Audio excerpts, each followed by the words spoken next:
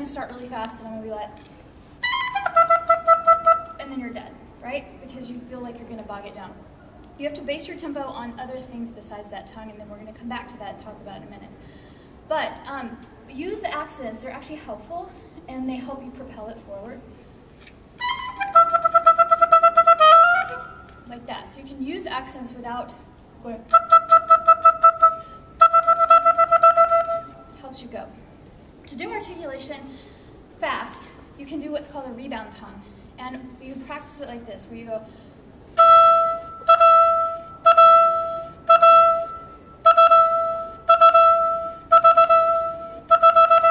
Like that. Then really what your tongue's doing is a little bit of this instead of this. Okay, if your band director is making you play at 160, a single tongue or articulation, you're really not doing this because your tongue is too big a piece of muscle in your mouth. It's just the tip that's kind of doing that. So try that on this. So again, use articulations with the accents to make it easier for you than to feel like you have to go like that all the time. They can help you propel. And like in measure 9 and 10 and throughout the piece, you could still put the accents on there. It was more of a suggested thing than him saying or her saying, articulate that really strongly. Throughout the piece, you can use it like that. I'll talk more about the tonguing in just a minute. And don't forget, in the second measure, I think a lot of people are going to want to do like the beginning. And it's not.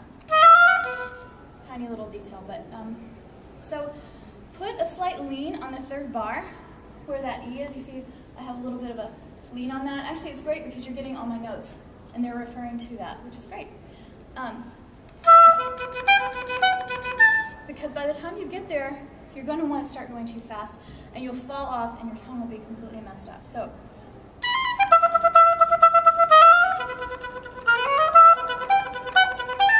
like that, okay? Grab onto the ear, you're going to brush. And the third circle, measure 5, it's a new gesture, so you make sure you make a break and don't jump to it, and you're not going to want too many because it's a high E, but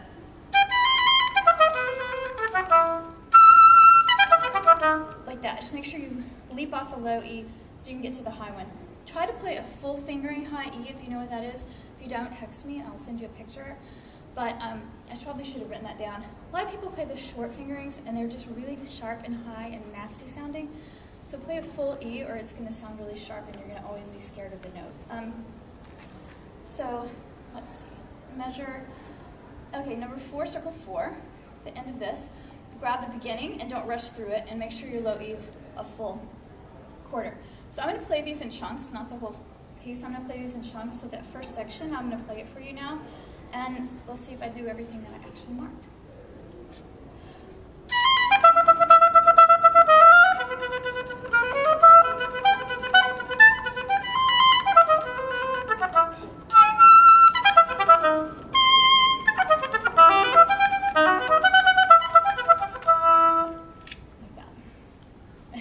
Because I said short finger, I sort of played a weird finger for high E. It's in my brain.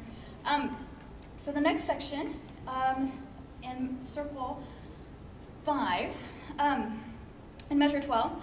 So you want to make sure that you play, again, if you can, a full fingering high E. It's so tempting to play a short. But when you grab, do you all know the high E fingering, the long one? If you can grab it, it's a lot easier, I promise. If at first it gets clumsy, I understand. But if you start doing a short finger, you'll always rush this particular measure, I promise. So, don't rush through it. And the circle 6, mark the C natural there, because every time I've played it without marking, I've played a C sharp there. You can see it on there. And measure 13, you can also bounce off the tongued notes. So,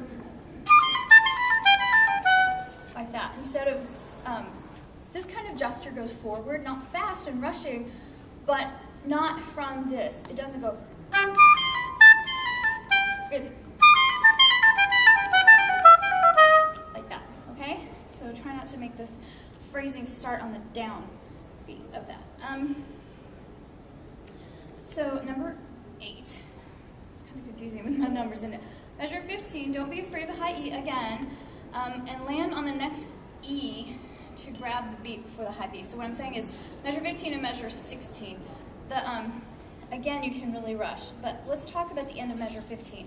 This is a very clumsy arpeggio for us.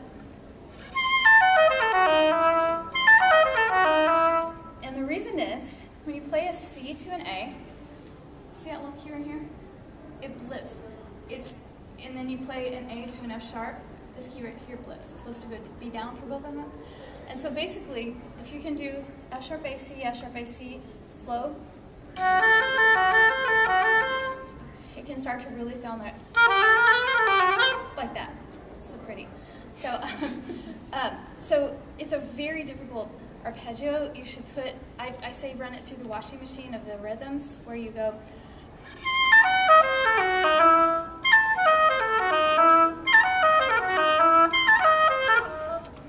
Put all the rhythms you can to it to make it better. It'll still never get perfect. The A to F sharp or the C A, something will blip. But really spend some time on it. And what I usually do, I think I've told, if you've been with me before, I've talked about how you can put your hands separately and learn how to play them. I'll do it on a stand. So you take those 4 notes on the 3rd beat, and you just do your right hand, and it's C, A, F sharp, D sharp, C. So it's, you see what I'm doing? High C, A, F sharp, D sharp, C. So I'm just using my right hand's fingering of that passage. C sharp, A, F sharp, D sharp, C. You want to do that on your leg for a second? Up there if you want. So it's just C sharp, I'm sorry, C, A, F sharp, D sharp, C. Okay? So then you try to do that kind of fast. Da da da da da. Da da da da da. Like that. Okay? Now do the left hand. So left hand is high C, A, F sharp, D sharp, C. C, A, F sharp, D sharp, C. Okay? And then on your legs, you put them together. Off the oboe. C, A, F sharp, D sharp, C. Alright? And so when you start doing that in hands separate, and then you put it on the oboe, and do hands separate, and then put it together, just pay attention to that tiny little part of the measure, because it will make you freak out if you don't pay attention to it. And what my comments were next is that the low E, again, make sure you grab it and you land on it, or you're going to be like, dum, and you're over. Okay, so something like, just be really graceful and elegant on that low E. Don't be like, oh, I made it. Okay, all right, let's do this section.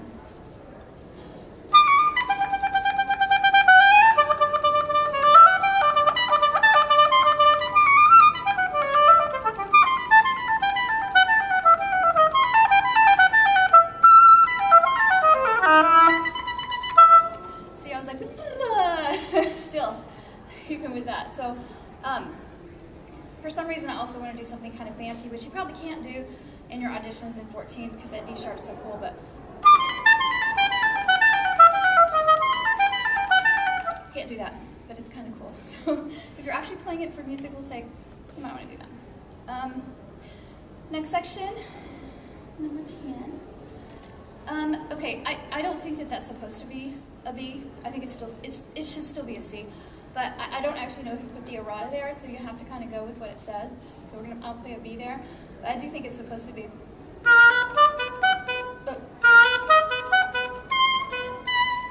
Oh. That's the line to me. It should still say a C. But so in college, please play a C on that. But right now it's a B because it's written that way. This is super tricky on that one. And so on that one, measure 19. This changes pulse. Instead of instead of like every 4, it just becomes more of a sing-song thing.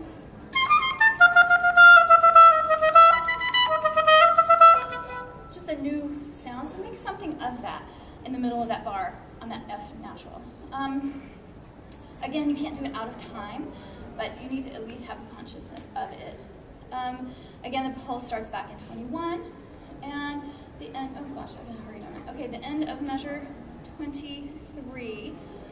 It stops abruptly, but don't be like somebody smacked you to make you stop playing the oboe. No. Elegant, hand off the last note. Don't slap your tongue back on it to go. I mean, make it sound elegant. like you actually meant to do it.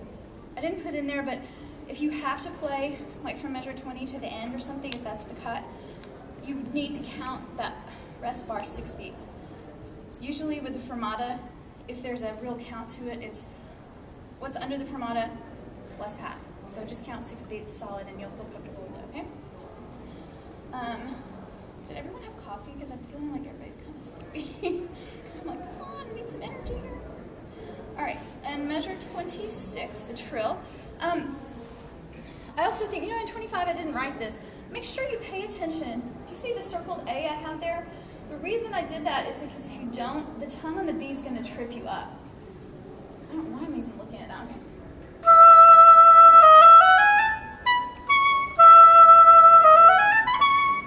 So on this passage, it's a little tricky and it will be weird to you.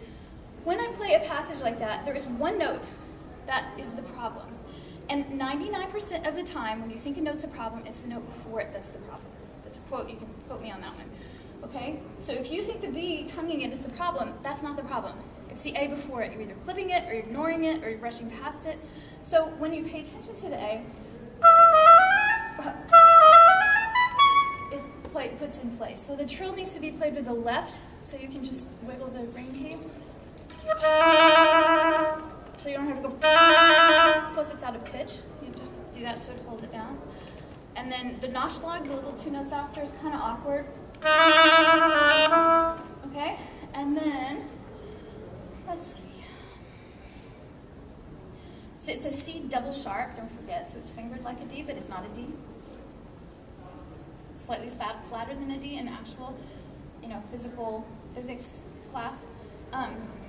And then in measure 28, so 28, grab the F sharp so you're in time. It's very easy to kind of make that just flow way too fast. Don't do it so it slows you down, but make sure that it's not like that. Okay, make sure your F sharp and that third beat is clean. And then the last thing, last measure, play full value, you'll be the only one who does it. Full 2 things, you'll be like, I'm done, but you're really not. Okay? So, let's see, where did I stop? Okay, I'll play that. I'm gonna look over here, it's bigger. Right down in measure 10.